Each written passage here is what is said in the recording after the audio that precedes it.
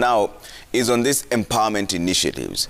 Should women be categorized differently then? Because even when it comes to, when we're talking about economic empowerment right now, there's the AGPO, which is access to government procurement opportunity. It is a certificate for women, youth, persons living with disability. Should we have specifically women-targeted initiatives without lumping it all up with all the other categories? Absolutely, absolutely. I mean, the same way we advocate for youth to be empowered and to have their own programs, the same way we advocate for women to be empowered and have their own program, indigenous people, and the list goes on, people with disability, people of diverse gender identities. So I think it's also about bringing all these stakeholders together, because we believe, for example, in intergenerational dialogues. We believe that we shouldn't also create women-only spaces or youth-only spaces without integrating them in the whole picture. But I think it's important to have their own programs to be empowered, because obviously women have their own challenges in society. Okay, obviously we live in in a society today when women drop out of school because of their periods.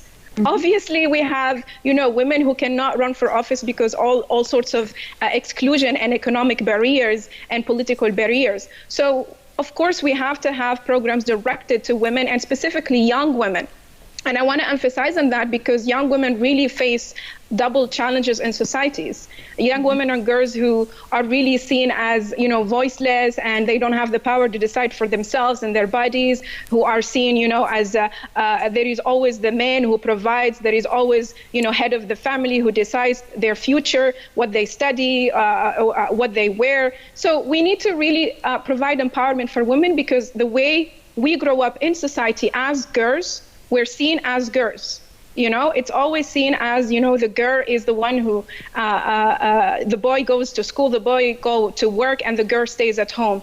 So we have different challenges, and obviously we need to be empowered in a specific way. But I also want to emphasize that we shouldn't then isolate women issues, because society sometimes sees women issues as like only for women. But women issues intersect with other issues, with climate issues, with political issues, with corruption, with governance, with all sorts of issues. So we can't see in a linear way. We can't see women empowerment is, let's bring a group of women, and give them loans, and we fix the problem. No. The financial system is not working, so even if we give them loans, it's not going to work.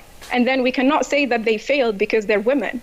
No, because the whole system now needs to change and needs to transform. We can't put women in leadership. She's the only woman in leadership in an institution that is completely failing and cannot be restructured, and then say women failed because we put them in leadership and look what they delivered. So I think we need to also make sure that women empowerment issue intersect across society and across the ecosystem.